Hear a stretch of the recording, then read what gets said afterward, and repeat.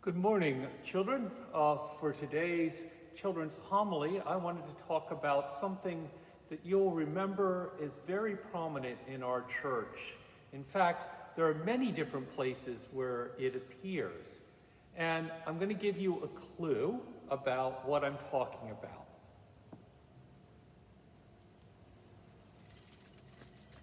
What are these? Keys, right?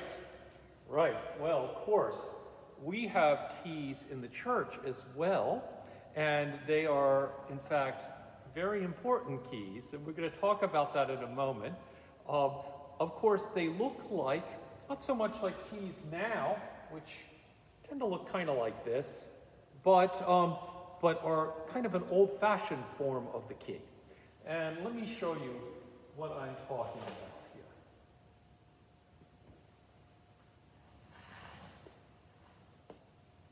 There we go.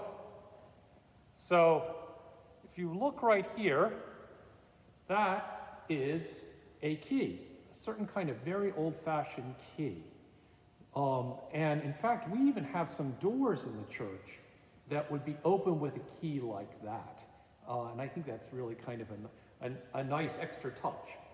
And there's other things going on in this symbol, which exists throughout the church. And I wanted to have you tell me, if you could, what it is that you think this symbol is about. Who is it about?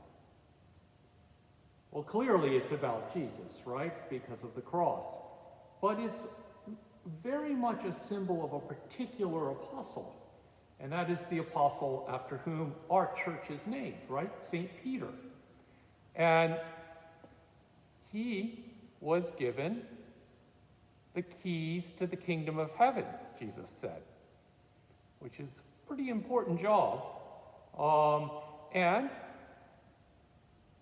here is a staff, which is something, it's a crozier. It's called a crozier. It's something the bishop holds. So we are reminded also that Peter was first among the apostles and that our bishops are successors to the apostles. And just to kind of reinforce that even more, we have this special hat. And perhaps you remember those hats. Maybe during a confirmation service. This is the hat of a bishop.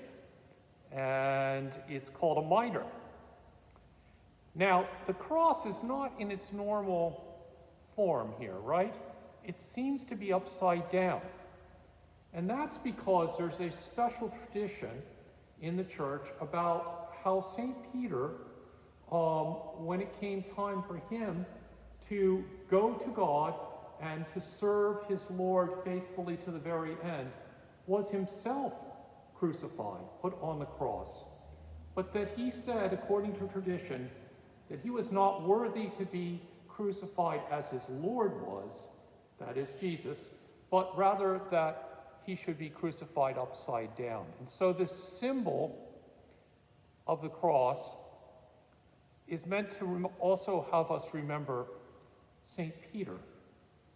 So this is a very, very, very important symbol within the church. It's supposed to remind us of many things. Remind us of St. Peter. Remind us of the most important key of all, and that is the key to the kingdom of heaven. And I'll tell you what that key is. That key, which was given to Peter, so he is going to be up in heaven, kind of making a lot of decisions, it seems. But that key is the key of our faith and belief in Jesus Christ. And that is what opens the doors of heaven. And of course, Peter was one of the first among the apostles to show us what that kind of faith really meant. And so we remember him especially when we see those particular symbols throughout the church. They're on the tile floor. They're carved up here at the high altar in a little wood area that's sort of like a little shelf that goes above the head of, supposed to be where the bishop sits. And again, that symbolism is reinforced, that Peter being first among the apostles also is a sign of the apostleship which is carried on through the centuries in our bishops. So I hope and pray that today is a blessed day for you, and this Sunday school lesson for today is one that you can think about and even imagine in your mind. Those many symbols throughout the church that remind us of St. Peter and of the keys to the kingdom of heaven, which the Lord gave him and which he showed us what they really mean, and that is faith in Jesus. God bless and keep you all.